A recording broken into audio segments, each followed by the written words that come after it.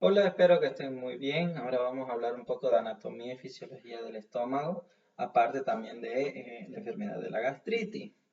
Vamos a dar algunos parámetros básicos como para poder entenderse, para que posteriormente la lectura sea un poco más llevadero, ¿no? Vamos a empezar con la anatomía del estómago. Lo importante saber del estómago es que viene desde la unión gastroesofágica hasta la primera porción del duodeno. Todo eso va a comprender lo que es el estómago. Y aquí vamos a ver que incluye el cardio y el orificio pylórico, es decir, las puertas prácticamente por donde entran y salen los alimentos. Entonces va a ir desde el diafragma prácticamente hasta el paso al intestino en el orificio del píloro, en el píloro mismo. Sabiendo esto, ya nosotros tenemos que ya ir dividiendo el estómago. Podemos dividirlo en donde vemos que el cardia fija el estómago, lo mantiene en un lugar, digamos, ¿no? Si hay alguna alteración en esa parte, significa que puede haber una hernia, por ejemplo. Luego tenemos también el píloro que conecta el estómago al duodeno. Ahí es donde ya el quimo pasa ya a ser digerido o empezar a ser digerido por el intestino. Tenemos una porción media también, ¿no? Que es móvil. Toda esta porción media está en realidad fijada, pero si uno saca esa fijación, que vamos a ver más adelante, de la curvatura mayor y menor, es posible mover el estómago, es prácticamente móvil. Ahora tenemos que tener en cuenta también una división quirúrgica, y en donde ya no lo vamos a dividir prácticamente en dos secciones. La unidad gástrica proximal, que es la parte, digamos, de arriba, la que está más cerca del esófago. Vamos a ver el estómago proximal, que va a incluir 2 a 3 centímetros del esófago. Va a ir incluido junto con el estómago. En donde procedimientos quirúrgicos, vamos a ver más o menos a este nivel para un correcto funcionamiento. La unión gastroesofágica también, ¿no? Que hablamos. Ahí es donde vamos a ver algunos tipos de cirugías. Y la unidad gástrica distal, es como estamos dividiendo el estómago en dos, ahí ya incluiría dentro el antro, el píloro y la primera porción del duodeno. Ahí es donde va a haber algunos tipos de funciones diferentes, ¿no? Entonces, prácticamente uno lo divide en la parte de entrada y otra en el lado de salida, con sus diferentes localizaciones. Por ejemplo, en la unidad gástrica proximal estaría incluido lo que es el fundus gástrico.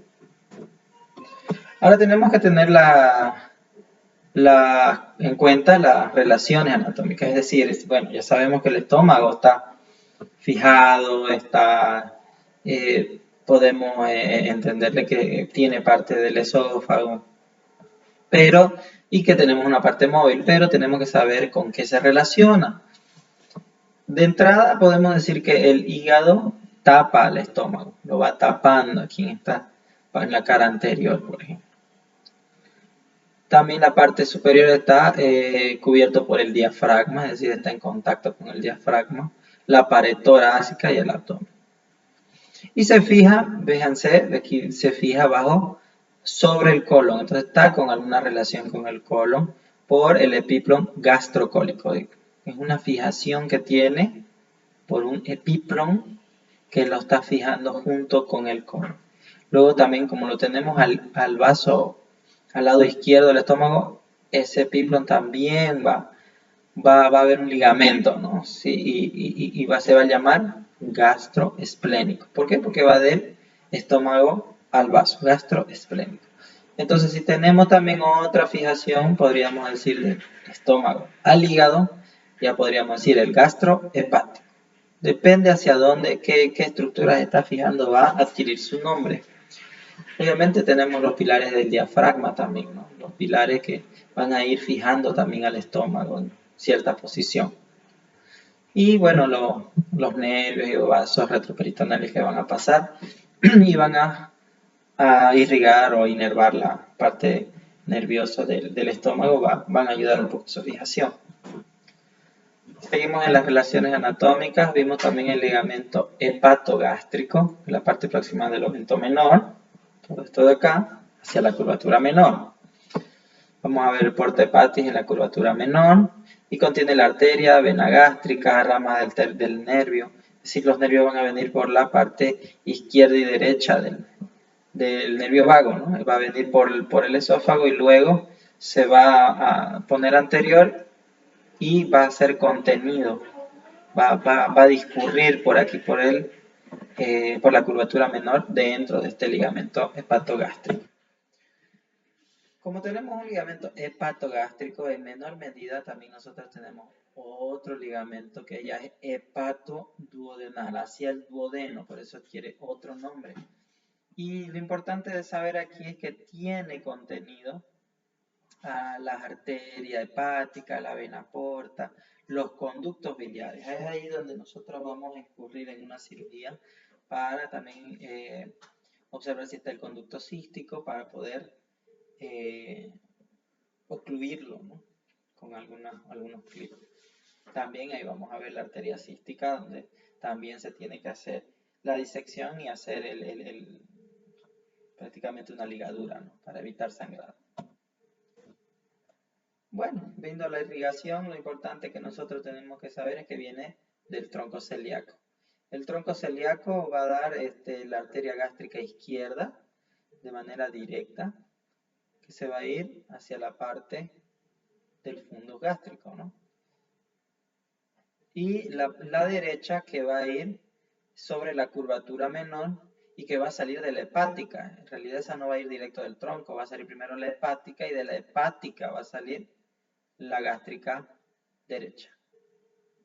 Y la gastroepiploica derecha e izquierda en mayor, sobre la mayor. La gastroepiploica. Nosotros tenemos que tener en cuenta que esas gastroepiploicas están en la parte de la curvatura mayor. Si esto bajáramos el estómago, entonces estaría entre el colon y el estómago. Ahí vamos a tener la gastroepiploica derecha e izquierda que van a irrigar en mayor medida mitades del estómago. Y bueno, la irrigación de las venas a las arteriales, pero estas van a desembocar en la vena porta, ¿no? Que va a ir hacia el hígado. Todas normalmente van a ir incurriendo hacia la vena porta. Si hablamos de la vena mesentérica superior, aquí la tenemos, y la mesentérica inferior, por ejemplo, la gastroesplénica, todas terminan desembocando en la vena cava, que va a ir antes de la vena cava, la vena porta. ¿Ve cómo va descendiendo cada vez? Pero la parte central es la vena porta. Luego hablábamos de la inervación. La inervación, para hacer de manera sencilla, es extrínseca. Todo lo extrínseco tengan entendido que es algo que no está dentro del órgano, sino que está viniendo la información de otro lado. En este caso vamos a hablar del nervio vago, que va a venir del bulbo raquídeo.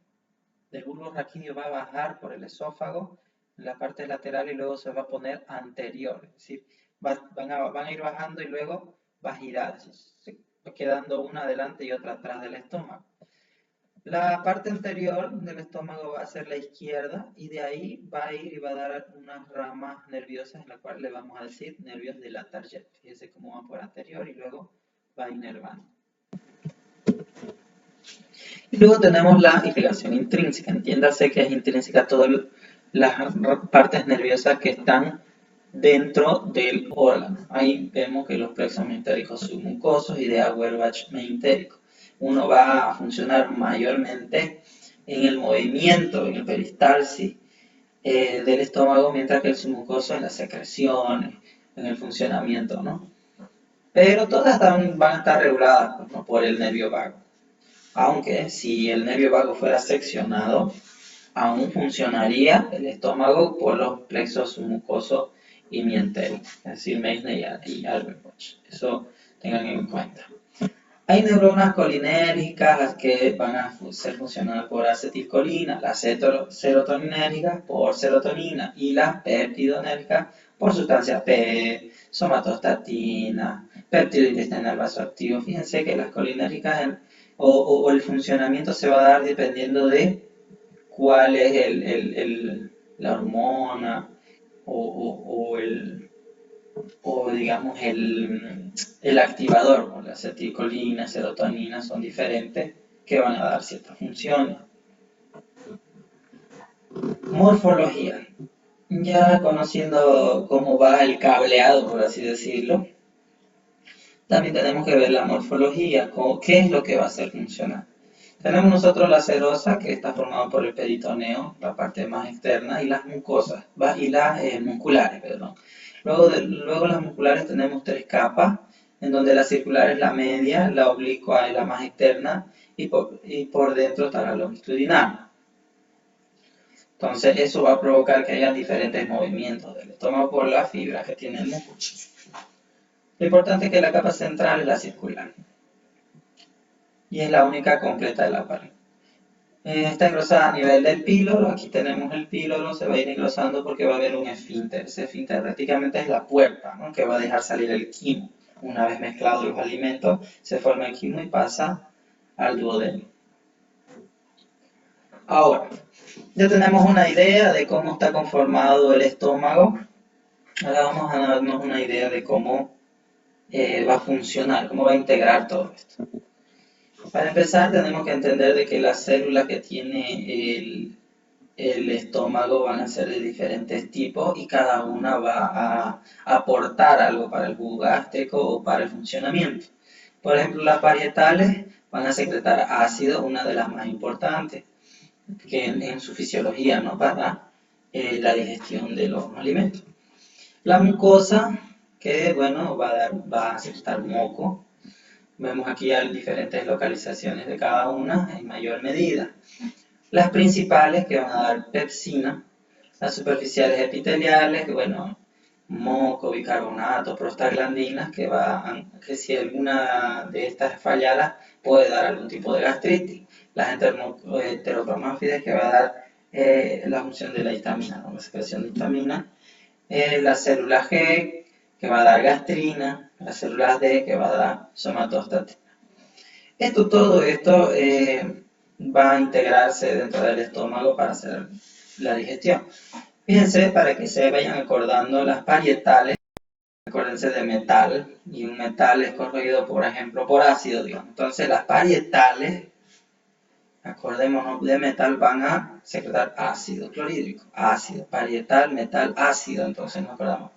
Mientras que las principales toman Pepsi, digamos. Entonces las principales pepsinas, que es como que un factor inicial. Ya posteriormente la pepsina va a ser activada, ¿no? Y las heterocromáfides, que es bueno, la histamina, la G de gastrina, no hay como perderse, y la D de somatostatina. Ya vamos a ir entendiendo un poco más adelante.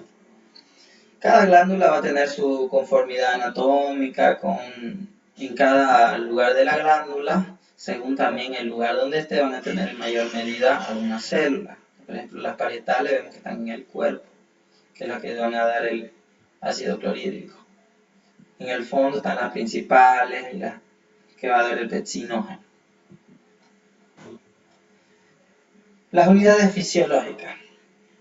Las unidades fisiológicas vemos que son dos. Ya vimos que hay estómago proximal, que estaba conformado por fondo y cuerpo, y recibe y almacena temporalmente los alimentos. Aquí lo va a recibir PIC.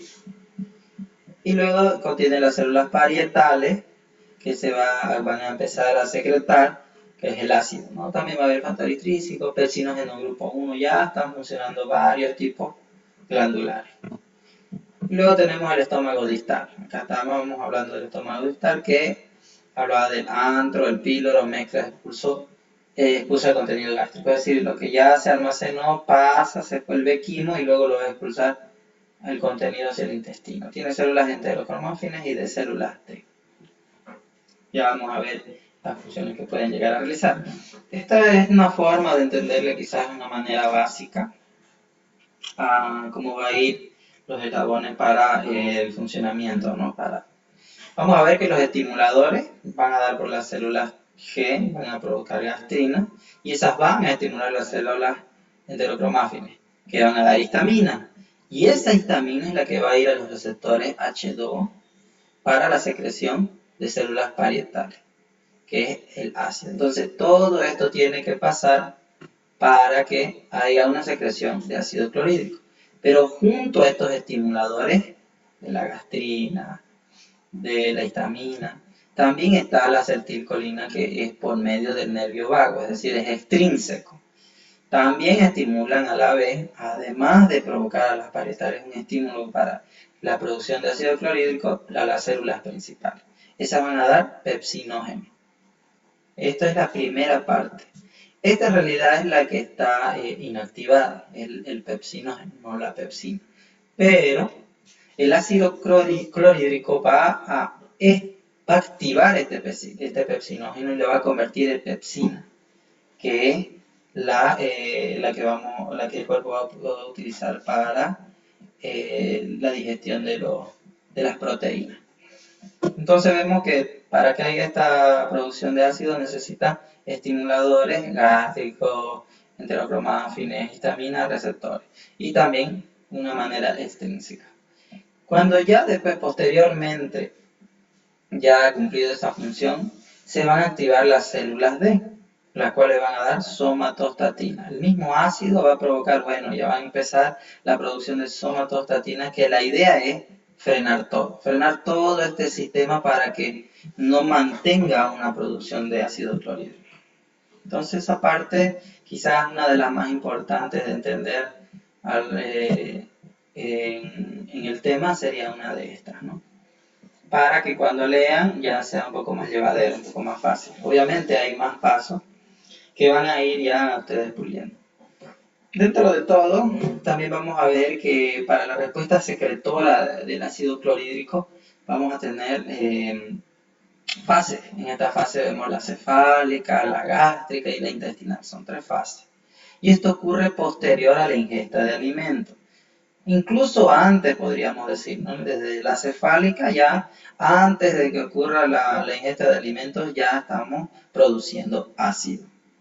¿Qué ocurre? Todas estas ocurren al mismo tiempo. Fijémonos en la fase cefálica, lo que trata de decir es que se origina por la vista, por el olfato, por el tacto, es decir, aún no hemos comido nada, pero ya el cuerpo está empezando a haber una secreción, preparando el terreno prácticamente para la ingesta de los alimentos. Estimula los centros neuronales de la corteza y el hipotálamo. Entonces todo va no directamente en el estómago, sino que ya va en la parte neuronales del cerebro, transmitido a través de los vagos. Entonces los nervios vagos es lo que va a producir esa conexión de la parte cefálica. Es de mayor intensidad de la fase. Bueno, eso es para datos. Luego vemos la fase gástrica. Ya esa es cuando la comida llega a la luz gástrica. En otras palabras, una vez nosotros nos sentamos a ver la comida, ya nuestro cuerpo está iniciando lo que es la producción de ácido. Y ya al ingresar la comida también va a haber una mayor producción. Estimula ya la secreción de gastrina, ya estamos hablando de secreciones de gastrina. Que vimos en los eslabones, la idea es secreción de ácido por interacción de las microvellosidades y por distensión del estómago. Y esto dura hasta que el estómago se vacía, es decir, la fase gástrica, una vez vaciado el estómago, va a provocar producción de somatostatina y eso va a disminuir lo que es la producción de ácido. Posteriormente vemos la fase intestinal. La fase intestinal se da por entrada del quimo al intestino delgado, es decir, cada vez que el estómago se vacía va a pasar el quimo al intestino y ahí va a empezar la fase intestinal. No, por el nombre es fácil deducirlo. Pero bueno, se cree que está mediada por hormonalmente enteroxínicas, son células. Pero lo importante es que liberan secretina, inhiben la secreción ácida y la colecitoquinina que frena el vaciamiento gástrico, es decir, frena lo que va a ir expulsando, porque puede ser que ya no haya algún alimento y necesita ser parado ese estímulo. y inhibe la secreción glácida porque ya no va a haber alimentos que necesiten esta acidez, ¿no? Y bueno, aquí también vemos algunos para tenerlos en cuenta cuando estén leyendo algunos segundos mensajeros. Estimula las células parietales. Se incrementan los niveles de AMP6 y calcio, son partes del funcionamiento de la fisiología para la secreción de ácido. Activa proteincinasa, fosforilan proteínas de citosol, resulta en la activación de protones de hidrógeno potasio TPase. Esta es la parte quizás final importante de la secreción de ácido, porque el hidrógeno que está saliendo se va a mezclar con el cloro y ahí es donde van a hacer el ácido clorhídrico. Secretan hidrógeno, citosol, esto es lo que estamos hablando, intercambio de potasio extracelular, es decir, sale hidrógeno y entra potasio. Y de esto secretan alrededor de 10.000 milimol de ácido clorhídrico por hora. Cada célula parietal secreta 1.3 billones de iones, estamos hablando de este ion, en la bomba de TPA, hidrógeno, potasio, TPase. Y estamos hablando por segundo, ¿no? Son algunos datos que se tienen. Aquí ya vemos un esquema, vemos cómo la idea es esta. Llegar a la parte final para la bomba de protón, hidrógeno, potasio, TPase, en donde vemos que sale hidrógeno y entra potasio. Aquí tenemos otro canal de potasio que va a salir, pero va a volver a entrar, cambiando por hidrógeno. Va a entrar potasio, entra y sale hidrógeno. Y otro canal donde ya va a salir cloro. Y esto se va a juntar en la luz del estómago para la producción. Antes de todo esto, ha pasado todo lo que vimos a un inicio, ¿no? Histamina que va a ir a los receptores H2, va a ir a aumentar el AMP cíclico, activa la proteinquinasa y ese va a activar la bomba. Ahora, ¿cuál es la idea de hacer ácido clorhídrico en el estómago? Bueno, es requerido para convertir el pepsinógeno en pepsina, que es el activador, ¿no? Prácticamente el ácido clorhídrico es el que lo va a activar para que ya pueda digerir la proteína. ¿Qué se requiere para hidrólisis de proteína? Liberan secretina al final del duodeno y estimula la secreción de bicarbonato, bueno, para disminuir la acidez, ¿no? Y limita la colonización de bacterias en el tracto gastrointestinal. Entonces va a ayudar en que algunas bacterias que entren vayan a ser eliminadas para que no haya una patología, ¿no? Algunas van a, la mayoría, el Helicobacter pylori, por ejemplo, van a tener protección, esa barrera de ácido gástrico que vamos a ver un poco más adelante. Y el jugo gástrico, ¿no? Que en realidad es el resultado de secreciones principales, mucosa, saliva, reflujo dental, todo eso se va a juntar como un líquido y se va a hacer el jugo gástrico. Y ese es el que va a provocar el quimo. Aquí vemos una diferencia, ¿no? Aquí está el jugo gástrico y el quimo, que son los alimentos ya hechos un poco más líquidos. Se combina el bicarbonato se combina para neutralizar la acidez. Esa es la idea del bicarbonato, el moco, en la superficie mucosa. Ahora, el 85% está de agua, el 15% de grupo de proteínas son elementos que van a estar conformando el bicarbonato y el moco. Aumentan de pH de 2 hasta 7 en la superficie del epitelio. Bueno, eso ya es de saberse, ¿no? Posteriormente ya vimos unas funciones, vimos cómo va a moverse el estómago, qué capas tiene, va a estar fijado y cómo va a producir el funcionamiento dentro, ¿no? Por la acidez. Pero también hay patologías que bueno, una alteración en todas estas funciones van a dar, que en este caso vamos a hablar de la gastritis, una de ellas, seguramente en el libro van a ver otras más, pero con la gastritis vamos a asentar las bases. Por ejemplo, vemos que la gastritis es la inflamación de la mucosa gástrica, pero tengan en cuenta que no solo la inflamación de la mucosa gástrica va a decir que, bueno, una persona tiene gastritis. No toda inflamación es gastritis. Y no todo paciente que no tenga es que significa que está sano, ¿no? Sino que el diagnóstico que se va a dar de una gastritis no es por por el color o cómo esté la mucosa, sino histológicamente esté demostrada. Es decir, en otras palabras, se necesita hacer una biopsia antes de dar un diagnóstico de gastritis.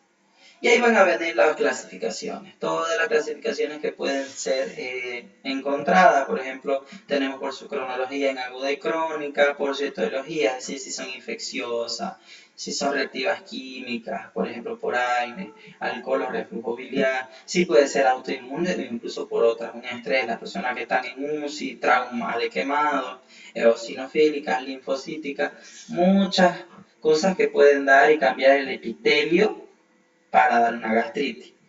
Anteriormente también, o para manera de estudio, se las puede clasificar las crónicas en A, B y C, que son las indeterminadas, las C, mientras que las A son las autoinmunes y las B son por alguna bacteria, por ejemplo un Helicobacter pylori. Pero no es muy usada de manera para clasificar porque existen otras reactivas químicas. Estas de aquí no mencionan a las eosinofílicas, linfocíticas, las dejan fuera de la clasificación. Dentro de la clínica de una gastritis, bueno, son muy inespecíficos. Puede dolor epigastrio, náuseas, vómitos, plenitud o dispepsia. Incluso podríamos llegar a pensar en un paciente asintomático, es decir, un paciente que está asintomático, no tiene síntomas de ninguna índole, pero sí tiene una gastritis, sí tiene un cambio en el epitelio por medio de una biopsia. Entonces, muy inespecífico la clínica, pero todo esto de dolor epigastrio, no se dan algún indicio, dispepsia, plenitud, dan algún indicio de que probablemente ya tenga instalada una gastritis. Por los síntomas inespecíficos es posible hacer un manejo empírico en primera instancia, en donde se ve que es necesario ver o iniciar inhibidor de bomba de protones. Prácticamente el inhibidor de bomba de protones va a cortar la acidez en el último eslabón que vimos de la secreción de ácido. Ahora también se tiene que hacer un test de Helicobacter pylori porque es en mayor medida el productor de gastritis. Y aquí tenemos, ¿no?, unas erosiones lineales que ya nos está diciendo que hay un problema o una lesión ya en la mucosa. En una gastroscopía, es decir, donde ya estamos viendo el estómago, podemos ver esas lesiones. Y necesariamente habría que hacer una biopsia, ¿no?, para confirmar si verdaderamente es una gastritis ya instaurada. Pero a un inicio, vuelvo a repetir, se da un inhibidor de bomba de protones empíricamente, sin necesidad de prueba. Ahora, signos de alarma. Estos signos de alarma nos sirven para hacer una endoscopía y una biopsia de manera obligatoria. Como nosotros ya vamos a intentar dar un tratamiento empírico, hay algunas situaciones donde antes del tratamiento ya nosotros tenemos que pensar y hacer directamente una endoscopía. Por ejemplo, una pérdida de peso en paciente, anemia, sangrado digestivo que se van a traducir por melenas, hematoquesia, disfagia, dificultad para la deglución, vómitos que persisten y pacientes con mayores de 50 años que tengan nuevos síntomas.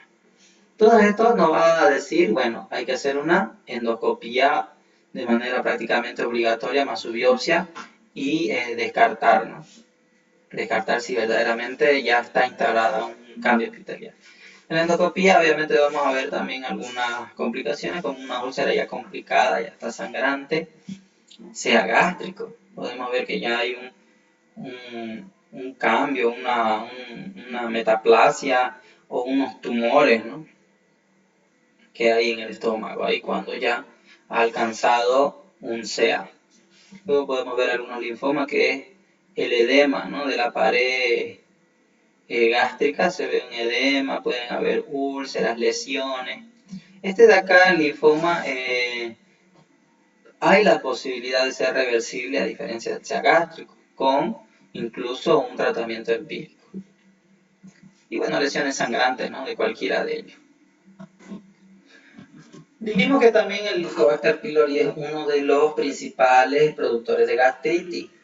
esta va a aguantar, digámoslo, ¿no? Va a sobrevivir a la acidez del estómago por medio de la producción de ureasa. Esa producción de ureasa va a producir también amonio, lo que va a dar también estas protecciones al, al, al Helicobacter, y va a también dañar la mucosa.